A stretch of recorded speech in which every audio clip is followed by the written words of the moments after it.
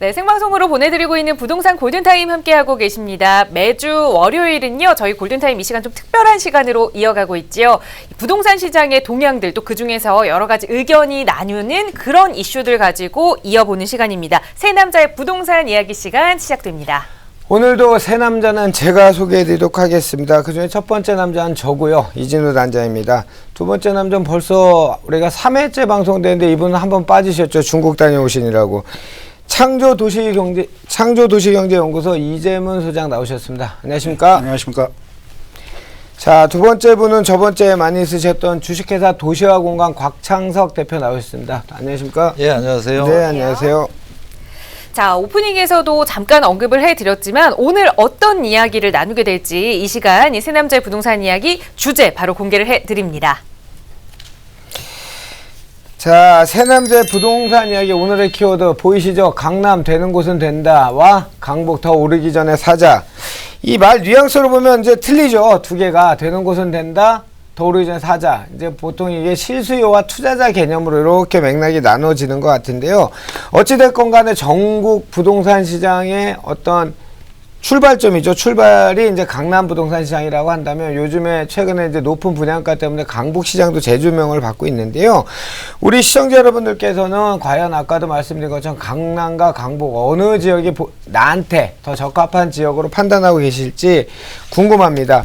자, 물론 이제 컨디션을 똑같이 맞춘 상태에서 이제 예를 들면 실거주자 또는 투자자 이렇게 컨디션을 맞춰서 이제 출발한다 가정을 했을 때 이재문 선생님 먼저 시작하시죠. 물론 이제 투자자의 입장으로 본다라면 이제 부동산의 어떤 미래 가치라든지 가격 상승폭을 보면 대부분이 다 강남을 선호할 겁니다. 그렇지만 이제 강남을 선호하기에 앞서서는 이제 자금의 어떤 여력이 있고 현재처럼 금리가 인상된다라는 어떠한 부분, 그다음에 부동산 거래가 실종되는 부분에서 이제 섣불리 투자하기에는 좀 한계가 있지 않나 이렇게 생각을 합니다. 결국에 그렇게 생각했을 때에는 이제 강북 투자가 이제 대안으로 떠오르는데요. 이제 그 강북 투자가 대안으로 떠올랐을 때 이제 일반 투자자들 입장에서는 좀 가격 대비 좀 접근성이 좀 쉽다는 것하고, 그 다음에 이제 사실 서울의 절반 이상이 지금 강북에 포진돼 있지 않습니까? 거기 어떤 틈새 시장을 공략하는 게 어떤 투자의 포커스라고 하겠습니다. 그 갭 투자 같은 경우에는 이제 갭 투자란 말이 뭐 신조어 같이 생겼지만 사실은 한 몇십 년 전부터 있었던 거를 신조어를 만든 거죠. 갭 투자란 말을. 근데 이제 갭 투자의 상위 지역은 언제나 강북이었어요. 그러니까 전세가 대비 매매가 대비 전세가 비율이 높은 지역은 언제나 강북이었다는 얘기죠. 근데 그걸 투자 수익률로 나중에 이제 봤을 때는 그 순위가 전부 역전이 돼서 그러니까 투자 가치, 그러니까 살기는 좋은데 투자 가치는 떨어지는 지역이 강북이다라는 어떤 그런 쪽에서는 어떻게 보세요? 이제 개발이 강북보다 강남은 이제 어떻게 보면 계획되고 구도된 도시다 보니까 개발의 진행 속도가 무지 빨랐죠. 근데 이제 강북은 4대 산과 그다음에 곳곳에 있는 산으로 이제 포진이 돼 있기 때문에 어떤 개발이라든지 이런 부분에는 좀 시간이 좀 오래 걸린다라는 어떤 단점들이 있었지만 워낙 사람들이 많이 살고 있었고 또 소액의 투자자들이 접근하기 쉽기 때문에 전세를 끼거나 아니면 대출을 껴서 어떤 그 일반적으로 투자가 좀 이루어졌다라고 봅니다. 예, 일단 강남, 강북 정의부터 좀 생각을 해봐야 될 것 같은데, 우리가 어떤 용어를 들으면은 거기에 대한 이미지를 형성을 하거든요. 한수 이북, 한수 이남 얘기하는 거잖아요. 그러니까 한강을 기준으로 해서 그냥 한강 이북이면 강북이고 한강 이남이면 강남이냐, 사실 우리가 뉘앙스로 받아들일 때는 그렇지 않거든요.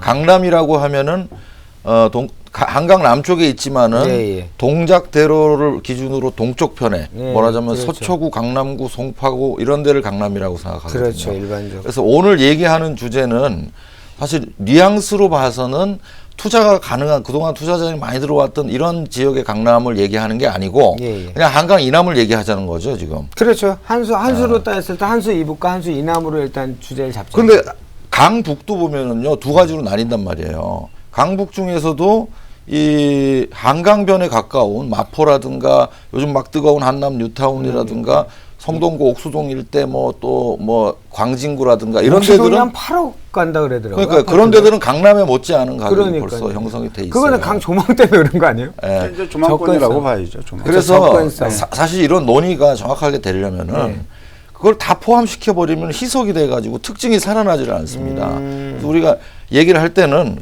그렇게 어중간한 데도 빼놓고 일단 그러면은 개념상으로 그 강남구 서초구로 대표되는 강남권, 강남과. 그다음에 뭐 서부권이나 동부권에 보면은 투자는 잘 안 되고 실수요자들이 많이 찾아가는 강북권, 이런 개념으로 저는 얘기를 하고 싶어요. 일단은. 좋습니다. 어떻게 접근할까요, 오늘? 글쎄 뭐 곽 대표님이 그렇게 하시자고 그러면 하는데 이제 저는 이제 주로 강남도 조금 특화되어 있다 그러면 강남 4구와 강남권이 있고 서울도 마찬가지로 한강을 바라볼 수 있는 조망이 가능한 곳과 좀 조금 여루된 지역이라고 놓고 본다라면 좀 다소 좀 복잡해질 것 같은데 뭐 일단 한번 그렇게 가보죠. 네, 어쨌든 뭐 우리나라 강남이 개발되는 역사가 68. 뭐 우리 시청자들 그 유명 배우 나온 영화를 다 보셨지만 그 강남이라는 자체가 이제 1968년도에 남서울 종합개발로 이제 태동이 돼서 시작된 거잖아요. 물론 이제 역사까지 얘기할 필요 없고 그때 당시에 개발은 곽대 영동지구였잖아요. 그렇죠. 강남을 영동이라고 그러죠. 근데 왜 영동지구인지 아시죠? 네. 영등포 동쪽이라서 영등포였죠. 그러니까 나머지 지역들은 미비했던 지역이죠. 그러니까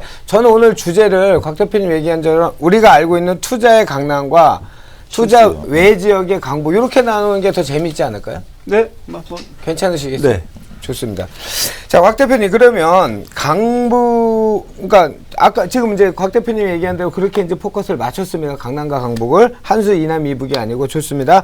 그러면 투자 가치 측면에서는 그 곽 대표는 어느 쪽이 더 좋다고 보시는 거죠? 투자라는 거를 저는 이제 그 시기별로 두 개로 나눕니다. 경기 상황이 뭐 불황이었다가 호황이었다가 불황이었다가 바뀌지 않습니까? 예. 보통 불황기에서 호황기로 넘어갈 때는 예. 이렇게 이제 전세 가격이 오르면서 넘어가요. 예.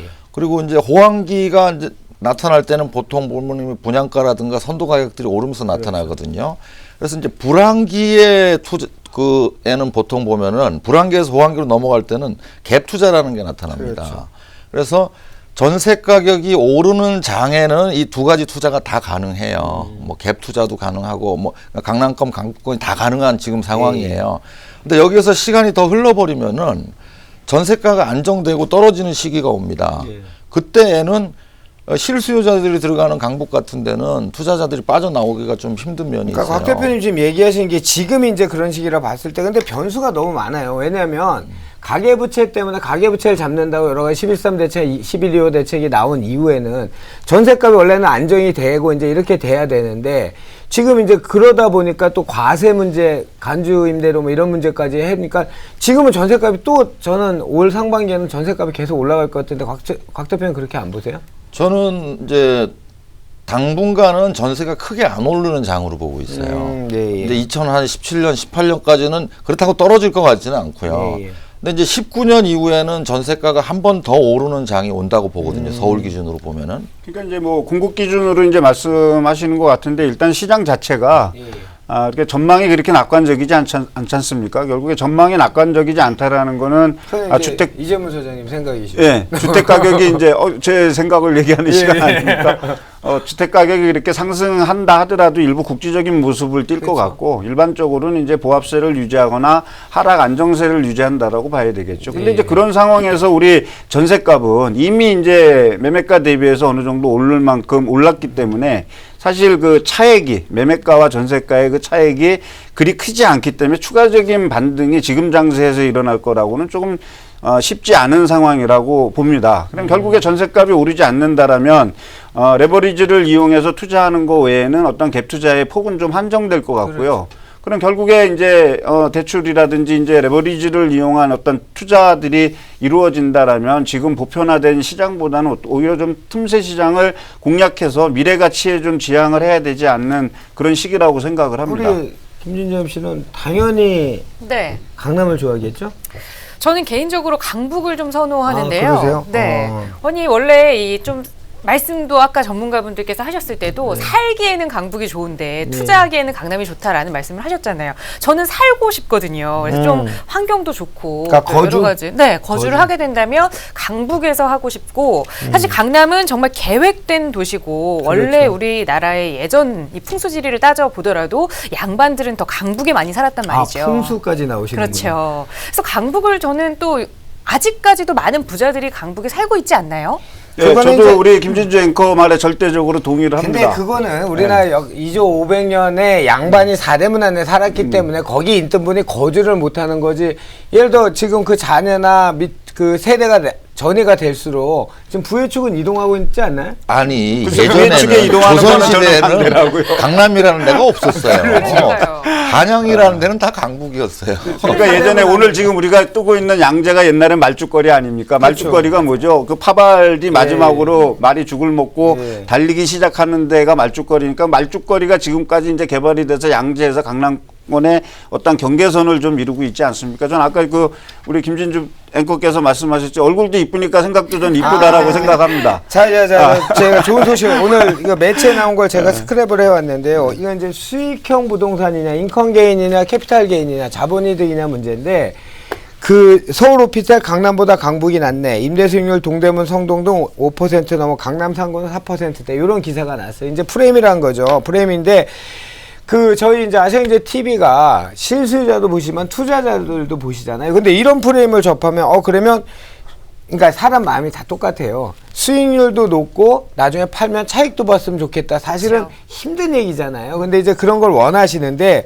자, 요 주제 갖고 잠깐 한번 다뤄볼까요? 그러면 이 논조대로 한다면 수익률로 보려면 강부로 가야 된다는 얘기인가요? 강 대표님 먼저 얘기해 주시죠. 물론입니다. 예.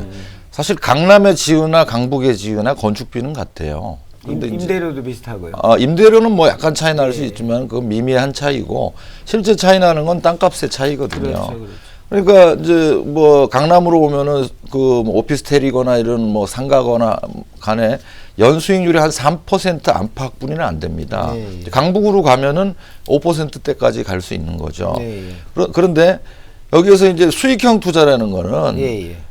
사실 아주 장기적으로 뭐 30년 이상 이렇게 보면은 예. 땅값을 보겠지만은 그렇게 오래 볼 수는 없으니까 일반적인 수익형 투자라는 거는 투입한 금액 대비해서 월세 연세가 얼마나 나오느냐 연수익률로 봐야 되거든요. 인컴 게인으로 봐야 되거든요. 근데 저 같은 경우는 이런 기사가 이제 프레임이라고 보는 게 저는 혼란스러운 게 뭐냐면 저도 이제 강의를 할 때 예전에는 수익형, 차익형 부동산을 나누고 인컴 게인, 캐피탈 게인을 나눴는데 지금 같은 시기에 노후가 불안정한 시기에는 포커스는 일단 인컴 게인을 맞춰놓고서 자본이득을 캐피탈 게인을 가야 된다라고 강의를 했는데 지금 곽 대표님 말씀이나 이런 기사를 봤을 때는 그러면 수익형 부동산으로 가면 그렇게 따지면 수도권이 훨씬 높아요. 따박따박 그렇죠. 잘 나오고요. 수도권보다 더 높은 데는 지방이죠. 지방이 더 그럼요. 높죠. 예. 18% 땅값이 쌀수록 높죠. 수익률이 높아지는 거죠. 그러니까 거기서 주목해야 되는 건 안정성이잖아요. 그렇죠. 지속성. 예. 그러니까 수익률만 따질 수는 없는 거예요. 그렇죠. 그러니까 제가 말씀드린 게 그거예요. 수익률만 따질 수는 없는 거 아니냐는. 근데 이제 또 강북권하고 수도권 지방은 또 차이가 있어요.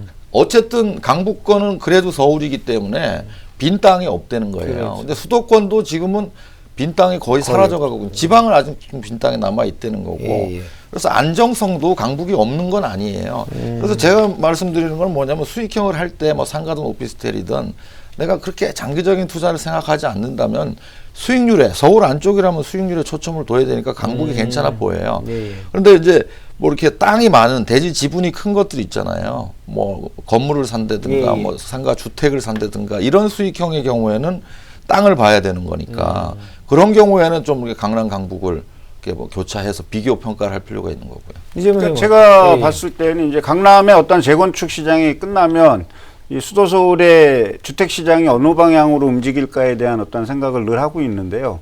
결국에 이제 한 10몇 년 동안 뉴타운 사업을 추진하고 우리는 사실 강북의 세계 시범지구 외에는 추진한 게 없지 않습니까? 그러면서 이제 뉴타운 어떤 전체적인 프로젝트가 무너지면서 지금까지 도시가 계획됐던 것들이 다 무너졌다라는 겁니다. 이제 2월 16일 날 서울시에서 발표한 그 정책, 그 재건축 서울형 도시 재생 사업의 어떤 포인트를 보면 현재까지 2016년, 2017년 합쳐서 한 30개 정도의 지역, 그 과거의 뉴타운 해제 지역을 포함해서 세운상가라든지 용산이라든지 이런 거를 개발하겠다 무너진 어떤 지역의 어떤 구도심을 중심으로 다시 이제 리모델링의 어떤 재생 사업이 추진되고 있다라는 거죠. 결국에 우리가 강북을 바라볼 때는 그 시장을 중심으로 바라보면서 어떤 틈새를 봐야 되는 게 이제 가장 좀 어떤 이상적인 모습이 되지 않나라고 이제 저는 생각을 하고요. 지역을 한번 예를 들어 지역을 얘기를 관심 깊게 예, 용산 이제 뭐 구 도심에서 이제 강북에 전통적으로 있는 연대 이쪽에 보문 안암동 일대, 예. 그다음에 이제 연대 신촌 뭐 그 일대 아직 뭐 개발한다고 수도 없이 얘기했지만 지지부진하게 지금 나가고 있지 않습니까? 강북 투자의 가장 큰 단점은 제가 봤을 때는 시간이 길어진다라는 거죠. 결국에 시간을 길어진 만큼 내가 수익률을 올릴 수 있는 곳을 찾거나 아니면 그 기간이 길어지더라도 내가 어떤 확실한 시대 차익, 캐피탈 게인을 우리가 놓고 갈 수 있는 지역인가에 대한 부분은 진입할 때 좀 고려를 해야 되는 전 사항이라고 좀 생각을 해요. 선생님 뭐 동의하십니까? 뭐 기본적으로는 동의하고요. 예. 근데 시간이 길어질 수 있는데 뭐 시간을 이렇게 10년, 20년씩 투자할 사람이 얼마나 많이 있겠습니까? 그래서 이제 지금 투자자들이 생각하는 거는 사실 갭 투자거든요. 그러니까 크게 갭 투자를 할 거냐 아니면은 뭐 재건축 재개발을 투자할 거냐 이런 선택의 기로에 쓰게 되는데 갭 투자는 일정한 기간 내에 팔고 빠져나와야 투자가 됩니다. 그 돈이 묶여 있어서는 안 되는 거거든요. 근데 갭 투자를 할 수 있는 상황이냐 여기에 대해서는 제 생각에는 지금 갭 투자를 해도 돼요. 아직이요? 예, 아직은 해도 됩니다. 강북에서요? 예, 강북에서 해도 되고 갭 투자 수익률은 당연히 갭 투자라는 건 투자 금액이 적게 들어가야 되니까 강북이 월등하게 좋았었어요. 지난 몇 년간. 그런데 시간이 지나면서 지금은 강남권에 중대형까지도 갭이 좁아져 있는 상태예요. 그래서 사실 작년부터는 보니까 예. 강남도 갭 투자를 들어갈 만큼 붙어 있는 상황이거든요. 그래서 수익률 면에서 만약 앞으로 한 뭐 4년에서 6년 정도의 투자를 본다면 수익률 면에서는 강북이 조금 더 좋을 수 있을 것 같아요. 갭 투자 면에서. 그러나 그 이후에 잘못하면은 강북은 못 빠져나올 수도 있는 리스크를 안고 있어요. 리턴의 문제가 그래서 안정성 면에서는 지금은 올해부터는 강남을 들어가도 되는 갭 투자로 강남을 들어가는 또 되는 시기가 됐고요. 어디 기존 재고주택이요? 아니면 분양시장이요? 그러니까 재고주택, 분양시장 다 가능한 포함해서요? 거고요. 대신에 재건축은 좀 깊이 생각해 봐야 됩니다. 이 재건축이 투자라는 게 돈이 많이 드는 건데 그렇죠. 자칫 잘못하면은 정책의 직격탄을 맞을 맞죠. 수 있는 게 타겟이죠, 타겟이죠. 타겟이 될 수 예. 있는 거기 때문에 재건축은 오히려 조심해야 되지 근데 이제 않나 그 거기에 이제 우리나라에 아직 미비된 그런 세제 정책이나 이런 것들이 저는 자꾸 얘기를 하고 싶은 게 뭐냐면 올해부터 2천만 원 이하는 2년 유예됐죠, 임대소득이. 근데 그 간주 임대료로 따졌을 때 뭐 1.6%에 뭐 이렇게 따졌을 때 한 23억 정도 하니까 그건 올해부터 과세가 되더라고요. 근데 그게 60제곱미터에서 85제곱미터에서 60제곱미터로 바뀌었잖아요. 그거는. 그렇게 되면 이거 뭐 세금으로 다 나가고 투자의 목적을 달성 못하는 거 아닌가요? 근데 간주 임대료 부분은 아직은 본격적으로 시행된 게 아니라서 논의를 해봤자 별 의미가 없어요. 어떻게 바뀔지도 잘 모르는 거고. 아니 그건 지금 시행되는 거잖아요. 시행돼도 지금은 거의 미미해요. 그래도 그 임대료 수익이라는 그 자체가 좀 너무 이렇게 왔다 갔다 한다라는 정책의 일관성이 없다 보니까 임대사업 하시는 분들도 사실 좀 혼동이 있고 여기저기서 그런 애로사항의 질문이 많지 않습니까? 많죠. 결국에 뭐냐면 부동산을 투자하는 그 과정에서 세금의 문제를 걱정한다라는 건 좀 너무 빨리 가는 것 같아요. 제가 생각했을 때. 문제는 뭐냐면 그 대상이 수익률이 과연 몇 %인가, 내가 투자하는 부동산의 수익률이 나온다라면 거기에서 다 조정이 되는 건데 수익률 3%, 4%, 5% 이내를 가면서 과세까지 걱정해야 된다라면 사실 은행 수익보다 좀 낫지 않겠습니까? 근데 그거엔 동의를 못하는 게 일반적으로 수익형 부동산이라고 할 때는 기준금리에 보통 한 2.5에 3배 정도의 수익을 나와야 안정적인 지속이 된다면 이렇게 하는데 지금 간주임대료가 별거 아니라고 얘기하셨는데 지금 나이 드신 분들은 예를 들어 아니 별거가 아니라는 네. 얘기가 아니라요. 네. 그러니까 매입 단계에서 내가 수익률을 제고하고 투자를 하는 단계에서 임대료에 납부내야 되는 세액 그 자체까지 전부 다 감안을 한다라면 아니 그분들은 걱정을 하신다는 거죠. 뭐냐면 은퇴를 하신 분들은 이때까지 뭐 자녀분들 밑에 피보험자가 돼갖고 보험료를 안 내다가 임대소득이 잡히는 순간 보험료가 굉장히 많이 나온다. 원래 증가하겠죠. 예. 아니 그 부분은 간주 임대료 문제는 아니죠. 네. 간주 임대료라는 건 전세 끼고 했을 때 아니 그러니까 나지는 소득이 거고. 잡히면 그냥 임대료죠 그건. 간주 예, 그러니까 임대료는. 그런 식으로 소득이 잡히면 피부양자에서 보험료를 하나도 안 냈다가 이제 보험료를 내면 그 금액이 작지가 않더라고요. 근데 그 작지 않다 하더라도 그거는 누구도 피해갈 수 없는 상황이잖아요. 그러니까 맨날 한 얘기 있잖아 이점에서 맞아요. 소득 있는 거 과세가 하는 게 있는 게 맞는데 이제까지 쭉 안 해왔던 걸 한번 바꾸면 아까 우리 잠깐 대기하면서도 그렇죠. 얘기했잖아요. 그런 거를 보완책을 정부에서 정치로 일단 연착륙을 할 어떤 스테이션을 만들어 줘야 되는. 제 생각에는 그렇습니다. 예, 지금 이제 자꾸 그 임대 소득자에 대한 예. 과세 부분을 강화하면은 그 민간에서 할 수 있는 이런 주택 임대 사업 이런 것들이 위축될 수뿐이 없어요. 위축되죠. 그러면 공공부문에서 공급을 그런 걸 해줘야 많이 되는데. 해줘야 되는데 그렇게 하기에도 어렵습니다. 그럼 결국은 과세를 강하게 하면 할수록 이런 임대 물건이 적게 나오는 효과가 발생되고요. 오르겠죠. 당연히. 결국은 그 과세하는 부분이 세입자한테 전가될 수뿐이 네, 없다는 조세의 거예요. 전가가 분명히 일어날 겁니다. 예. 저도 그렇게 봐요. 그러니까 정책 당국에서 너무 간주 임대료가 됐든 뭐가 됐든 과세를 강화하면 강화할수록 결국에 임대료는 올라가게 되고 전월세 상한제도 시행한다고 좀 발의했잖아요. 참네. 아니 근데 지금 이 먼저 수익률 얘기를 하시다가 수익형 부동산 얘기를 하시다가 또 갭 투자를 얘기하셔가지고 이건 또 차익형 부동산 갭 투자는 차익을 보는 거 네, 아닌가요? 그렇죠. 제 가운데서 이제 실수요자 입장에서 굉장히 혼란스러운데요. 자 수익률을 따지면 그러면 강북에 있는 오피스텔에 투자를 해야 된다. 그리고 아직까지도 갭 투자를 하려면 강남에 들어가도 된다. 이렇게 좀 정리를 해봐도 저는 되나요? 강북에 꼭 그 오피스텔에 투자해야 된다라는 말씀은 아니고 강북에는 다양한 부동산 형태의 투자 그 포인트가 전 있다라고 보거든요. 네. 어떤 구도심 지역에 있어서의 어떤 상권, 그 다음에 가게라든지 오피스텔 뭐 그런 거 구도심 지역에 있을 수도 있지만 또는 단독주택을 연립주택으로 주택의 수요량에 따라서 다세대 다가구로 바꿀 수 있는 어떤 여지도 있고 그 다음에 이제 그 우리 고령화 사회가 되지 않습니까? 고령화 사회가 되다 보면 대학병원 주변으로 어떤 형성돼 있는 노인 복지주택이라든지 이런 것도 하나의 포커스가 될 수 있고요. 그 다음에 이제 지금 이제 뉴타운 지역이 철거되고 뭐를 하는 것에서 정부에서 지원해주는 소규모의 가로주택 정비 사업에 따른 어떠한 포인트들이 있기 때문에 오히려 투자 포인트를 전체적으로 놓고 본다면 아주 다초점 투자 방향이 사로잡힐 수 있는 것이 저는 강북이라고 보고 가로주택 있거든요. 정비 사업처럼 소규모 사업을 했을 때 투자 수익률이 나올까요? 저는 안 나온다 보이지만. 물론 이제 만제곱미터 그러니까 3,300평 제곱미터의 어떤 주택 개량 사업을 우리가 일반적으로 얘기했을 때 가로주택 정비 사업이고 이제 거기에서 공공의 자금이 조금 유입돼서 어떠한 쉽게 얘기해서 기반 시설을 강화시켜주는 그러니까 살기가 거죠. 좋아지는 그렇죠. 거죠, 점점. 살기가 좋아지는 부분이 어떠한 사람을 끌어들일 수 있는 동기부여가 될 것이고 될 수 그것이 있겠죠. 잘 만들어진 우리가 마을 만들기라면 거기에 따른 분명한 인센티브가 있을 거라고 봅니다. 좋습니다. 지금 시간을 제가 조율을 잘 지금 시계를 계속 보고 있는데요. 강남 강북은 뭐 한 10번 해도 저도 할 얘기 많을 것 같아요. 뭐 일단 여기서 하고 일단 지방 시청자들도 많잖아요. 대한민국에 서울 강남 강북만 있는 거 아니지 않습니까? 그러니까 지방 수도권 포함해 지방 투자처 또는 실수요자 관심 갖고 봐야 될 지역 뭐 요 주제로 이제 소주제로 한번 바꿔보죠. 우리 곽 대표님 먼저 포문을 열어 주시죠. 이제 수도권과 지방은 인구가 거의 비슷하게 삽니다. 그렇죠. 이제 땅 면적은 9대 1 정도로 지방이 더 큰 거죠. 지난 2009년 이후에 지방은 주택 가격이 꾸준히 상승했어요. 네. 근데 이제 서울을 포함한 수도권은 2008년도 정도의 가격을 작년에 회복하는 수준 정도에 그치고 있거든요. 그래서 지방은 상당 기간 상승했기 때문에 앞으로 좀 그 주택 가격의 상승장은 좀 보합으로 가지 않겠나는 생각이 드는데 다만 지방에서는 이 세종시를 포함해서 11개의 혁신도시가 만들어져 있습니다. 그렇죠. 그래서 이 11개의 혁신도시, 도시계획이 아주 잘 돼 있는 혁신도시를 중심으로 인구가 밀집하는 현상이 앞으로 한 20년 정도는 진행될 것 같아요. 그렇겠죠.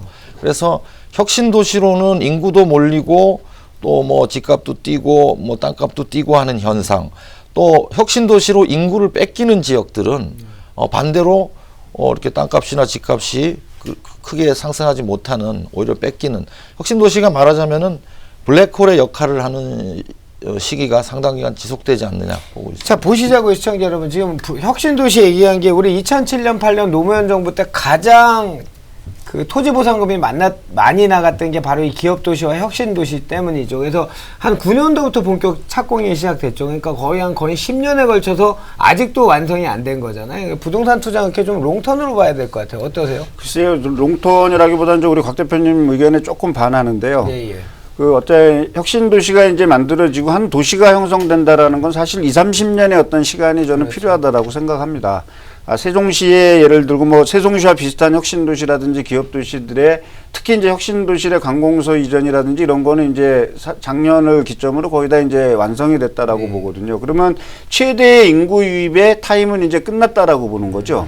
끝났다라고 보는데 이제 제가 세종시를 예를 들면 2011년 세종시가 출범하기 전에 거기 인구가 8만 정도였습니다. 근데 2017년 1월에 인구가 24만으로 늘어났으니까 약 3배 가까이 뛴 거 아니겠습니까?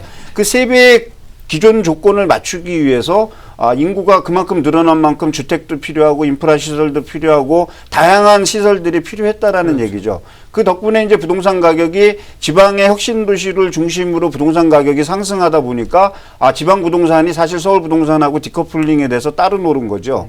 근데 이제 그 부분이 이 2017년 1월 2016년 하반기부터 이제 지방 부동산들의 가격 상승이 정체되고 거래량이 좀 실종돼가는 그런 단계에 있지 않습니까? 아마 세종시도 비슷한 사례를 겪고 있는데 제가 왜 그런가를 한번 곰곰이 생각해 봤습니다.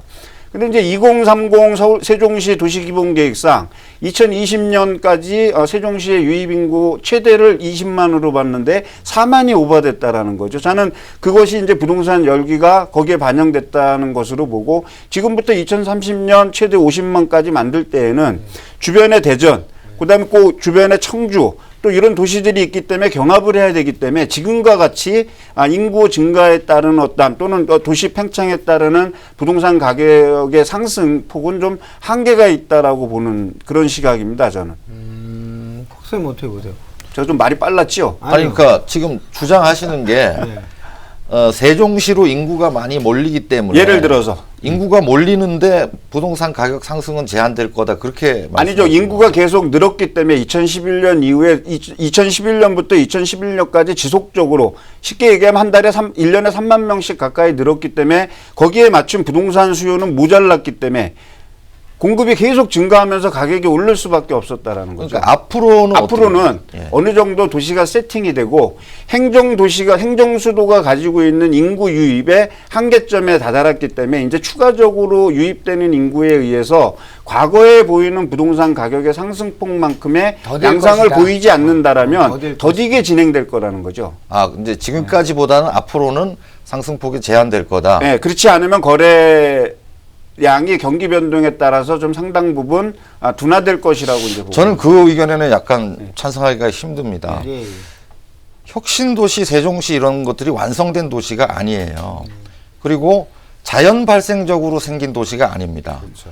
계획을 해서 만든 거고 공기업을 억지로 내려보내는 형태고 그 공기업 직원들이 다 내려가지가 않아요. 3분의 1 정도뿐이는 안 가고 나머지 3분의 2는 주변 지역의 구도심이나 주변의 농어촌 쪽에서 인구가 밀집된다는 거죠. 이제 혁신도시들이 이제 거의 완성 단계로 가고 있기 때문에 앞으로는 대부분의 세종시든 혁신도시든 주변 사람들이 모여드는 거 살기 좋으니까 그러면 자연적으로 어떻게 되냐면 결국 부동산 가격이라는 거는 인구의 함수거든요. 그러면 점점 혁신도시는 좋아지는데 주변에 인구를 뺏기는 구도심이나 주변에 있는 사람이 안 사니까 주변에 개발 수요도 없어져요.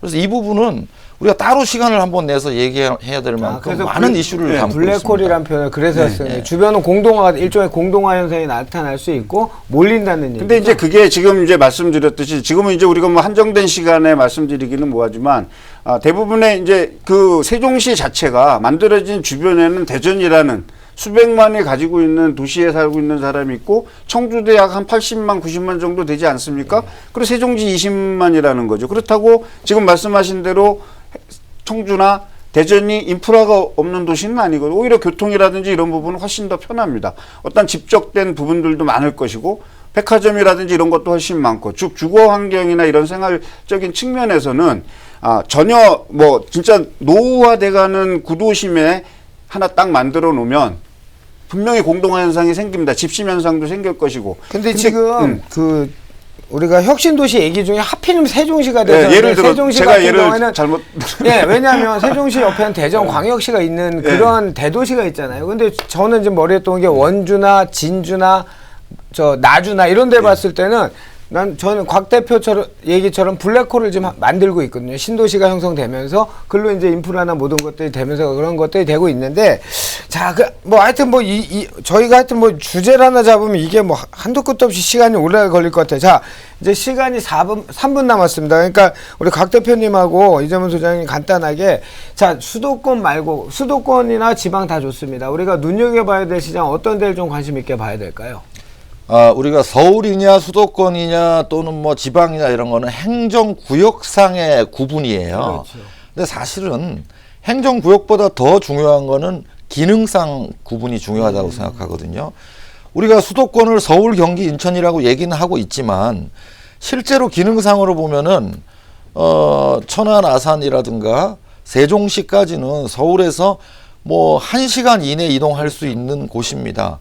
그래서 제 생각에는 기능상으로는 세종시까지가 수도권이 아니겠는가 하는 생각이 들고요. 오늘 다루지는 않았지만은 서울 인접한 지역에서도 우리가 인서울 자꾸 얘기하니까 뭐 위례 신도시나 하남 미사지구라든가 뭐 다산 신도시나 또 신분당선이 내려가고 있는 판교, 광교 이런 곳들은 경기도이지만 실제로 기능상으로는 서울로 봐야 되거든요. 그래서 그걸 범위를 서울은 인서울 하니까 행정구역상 서울 아닌 곳은 안 된다 이런 편견도 버리는 게 필요하다고 생각합니다. 종목 불문하고 하여튼 그런 적을 기능상의 서울, 기능상의 수도권이 중요하다는 말씀. 기능상의 수도권을 찾아서 적당한 종목을 투자가 됐든 실수하면 목적을 달성할 수 있다. 이렇게 정리하면 되겠습니다. 예. 좋습니다. 이재문 선생님. 예, 저는 이제 그 부동산이라는 거는 뭐 아무리 좋다 그래서 제주도에 있는 걸로 서울로 이동해 올 수는 없지 않습니까? 그러니까 뭐 우리가 지방 도시라 하더라도 우리 세계 경제 규모에 맞는 지방에 있는 거점 도시들의 랜드마크성의 기능은 충분히 있다라고 생각을 하죠. 그러니까 우리가 비수도권을 생각한다라면 그런 그 지방의 랜드마크의 부동산을 중심으로 이제 움직여져야 되고 그런 그 중심으로 움직여주는 곳에 충분한 지역의 특성이라든지 기능을 이해한 다음에 거기서 토지를 보든 공장을 보든 이런 부분들을 봐야 되는 어떤 시각을 좀 키워야 되는 그런 능력을 좀 키워야 할 거라고 봅니다. 자, 저희가 항상 얘기한 것처럼 다음 주에 이어서입니다. 항상 기대를 이 시간이 너무 빨리 가요. 하여튼 어찌됐건 간에 오늘 주제는 강남 강북인데 또 뭐 너무 광범위하게 또 펼쳤는데 다음 주에 이 중에서 또 축약을 해서 두 분 모시도록 하겠습니다. 네, 좀 더 자세한 세 남자의 이야기 듣고 싶다 하시는 분들 계실 겁니다. 아무리 싸워도 답이 나오지 않는 이 이야기이기 때문에 좀 이런 오프라인 세미나를 참여해 보시면 어떨까 싶은데요. 이런 세미나 준비하고 계신다고 하거든요. 박창석 대표님 좀 소개를 해주실까요? 예, 그 매주 금요일 날 오후 2시에 세미나를 개최하는데요. 이번 주제는 서울 수도권의 투자 유망 아파트 추천 뭐 이런 주제로요. 저하고 우리 이 소장님 또 이 단장님 해서 세미나를 진행하고 있으니까 많이 참여를 해주시기 바랍니다. 좋습니다. 세 남자의 부동산 이야기. 세 남자는 매일 이렇게 다툼 아닌 말 다툼을 하면서 시간을 보내고 있습니다. 다음 주 월요일 날 오늘 다뤘던 주제에서 또 축약시킨 소재를 가지고 시청자 여러분 또 눈을 재밌게 해드릴 테니까요. 다음 주 월요일 기대해 주시고 많이 시청해 주시기 바라겠습니다. 네, 또 방송뿐만 아니라 세미나 참여 원하시는 분들 그리고 방송 내용에 대해서 궁금한 점 있으셨던 분들은 서울지역번호 02-587-9440번 연락 주시면 친절하게 안내해 드릴 테니까요. 편하게 연락 주시기 바랍니다. 자, 여기서 이재문 소장, 곽창석 대표 그리고 이진우 단장과는 인사드리고 저는 잠시 후에 또 투자가치 높은 정보 가지고 돌아오겠습니다. 오늘 세 남자 이야기 잘 들었습니다. 고맙습니다. 네, 감사합니다.